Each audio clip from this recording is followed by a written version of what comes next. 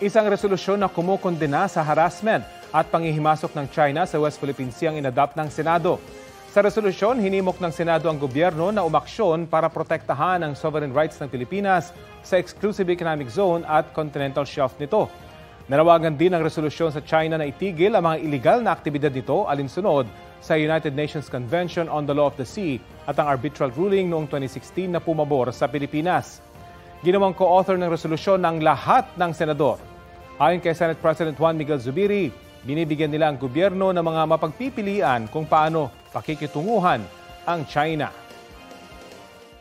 Maging updated po sa mga maiinit na balita. Maaring mapanood ang Balitang Hali at ang iba pang award-winning newscasts sa youtube.com/GMA News. I-click lang ang subscribe button. Sa mga kapuso abroad, maaari po kaming masubaybayan sa GMA Pinoy TV at www.gmanews.tv.